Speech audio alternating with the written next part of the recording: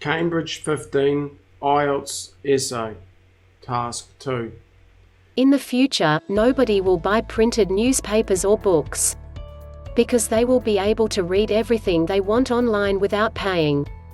To what extent do you agree or disagree with this statement? In this video, I'm going to show you how to plan your answer for this particular task, and then I'm going to give you a model answer.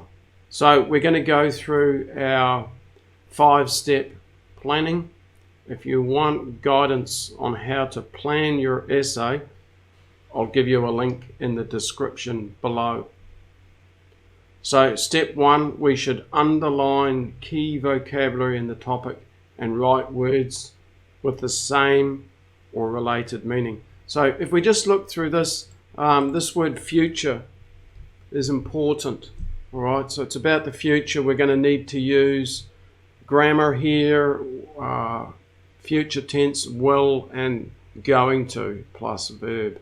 All right. Nobody, this is kind of important. Nobody, there will not be even one person according to this.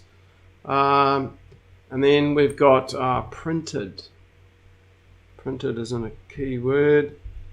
Printed newspapers or books, because they will be, well, all of these are key words, I guess. And you need to, while we're doing this, we should be thinking about our synonyms, which in this case, let's sort of do them. Printed could be published or something like that maybe. Newspapers, we could just say papers. I don't know of any other words for rephrase there. Books, we can mention novels perhaps, but be careful, you can't just write novels in the introduction because that's only one type of book. So we might just have to use the word books in our introduction, and maybe later we could use words such as novels perhaps if we're talking about recreation, because they'll be able to read everything. It's going to be a bit difficult to rephrase read, so sometimes you've just got to use the words that you're given. Look for opportunities. Here we come to online. We can probably talk about the internet, the web here, and then without paying, no money required, without buying anything. So step 1, you should underline your keywords and then try and think of some synonyms. And it doesn't always have to be another word. So paying, we can just use a different word form and just say pay here. So you can think of different word forms. You can think about different words. Paying, no money required, or without paying, no money required. So we should do that. We should underline our key words and think of synonyms, step 1, because we want to make sure that we understand the topic. Think of this as the topic, and then this is the question. So then we come to step 2. Step 2 is decide what kind of response is needed. This is based on this, based on the question. This is an opinion essay. We have other types of essays. We have both sides and opinion essays. We have 2 question essays. This is an opinion essay. Okay, number 3, we need to brainstorm some key points for our answer. Well, just to let the cat out of the bag, or to tell you the big secret, I'm going to be totally disagreeing. Okay, so I'm going to be totally disagreeing when I come to write this essay, and then I have a couple of reasons. I have 2 reasons. One, I'm going to talk about the aesthetic appeal of books, and then the other one, I'm going to talk about the sort of collectability, about how people like to collect books or store them, right? So these are going to be my key points. And then we need to decide on the structure of the essay. You should know this before you start writing for sure. And usually it's going to be 4 paragraphs. In this case, we're going to have the introduction. Then we're going to have our 2 body paragraphs. The first body paragraph's about aesthetic appeal. The next one's about collectability. and then we'll have our conclusion. Right? Okay, we'll have the conclusion where we will restate our opinion that we totally disagree, and then summarise the reasons, which are these two here: aesthetic appeal and collectability. Okay, so now if we look at the introduction, there's two sentences. The first sentence accurately paraphrases the topic. It doesn't add anything extra in, and it tries to include everything that's important from the task instructions in terms of the topic. So we've got in the first sentence the response to the topic, and then in the second sentence we respond to the question. We have our opinion here: I totally disagree.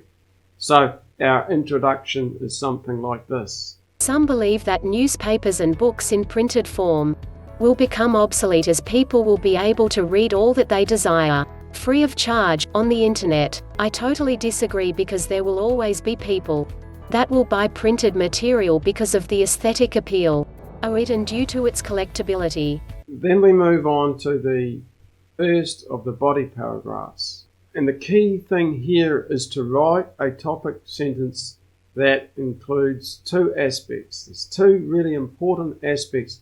The first is that the reader should be reminded about your opinion, or at least they should know what your opinion is regarding this paragraph.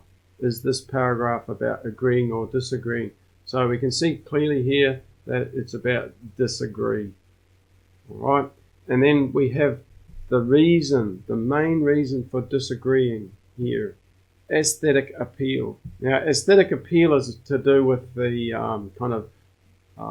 the attractiveness of something in terms of your senses, in terms of how it feels, smells, looks. So that's what aesthetic appeal is. So this is going to be the main idea of this paragraph, that printed materials has some sort of aesthetic appeal to it. There's something special about it. So this becomes our key point for our paragraph, and this gets developed throughout the paragraph. The second sentence adds some sort of explanation or further details about this aesthetic appeal. Then we have an example to illustrate this. Then we want to write our next body paragraph, and we have, again, we clearly indicate to the reader whether we are going to be supporting the printed materials or not, and we can see that it's supporting here. Printed materials will always be purchased. And then we come on to the second reason for our opinion: popularity with collectors. So this becomes the key idea for the paragraph, and then we get some extension, development of this idea in the second sentence, describing going to someone's home who collects a book. And then we have another supporting sentence about organisations, another instance of why printed material is popular to be collected. And essentially the main idea here is about really public archives, the sort of notion that this printed material needs to be stored because it's part of public records. The main reason why I disagree is because there is some sort of aesthetic appeal to actually holding printed material in your hands when reading. There is always going to be people who will want to buy a novel or paper as they find it to be a more pleasurable experience than reading on an electronic gadget. For instance, many people find it easier to read words off a page instead of a screen. Another reason why I believe printed material will always be purchased is its popularity with collectors. We can often see bookcases full of books when we enter someone's home, as they are an artifact just like a painting on a wall. Moreover, there are organizations, such as libraries, that serve to collect books and newspapers as a form of public archives. Then we come on to our concluding paragraph, and the concluding paragraph has two and sometimes three purposes. The first purpose is to restate your opinion. So we have this here, completely disagree, remind the reader what your opinion is, and then you should summarize the reasons for your opinion, which basically means to paraphrase the ideas from the body of the essay. So we've got the first one here, the physical appeal. And then we've got our second idea here about people and organisations wanting to collect books and papers. Now, you could just end your concluding paragraph here, and if you're only going for 7 and below, great, it's an excellent essay. If you want to add icing on top of the cake, what you now do is write some sort of final conclusion or recommendation based on the summary. Okay, only do this if you can really feel you have something to say based on the summary. So what I've said here, given this situation, it seems that printed materials will always be available. So this is basically some sort of final comment that due to these reasons, we're always going to be able to get printed materials. As I said, you don't absolutely have to have this last sentence, but if you're going for 8 or 9, try and learn how to write these sentences. They are tricky and difficult, but as I said, it's the icing on the cake. Conclusion. I completely disagree that there will ever be a time when people no longer buy books or papers. This is because I believe there will always be people willing to buy printed material due to its physical appeal. And there will always be people and organizations that want to collect books and papers. Given this situation, it seems that printed materials will always be available.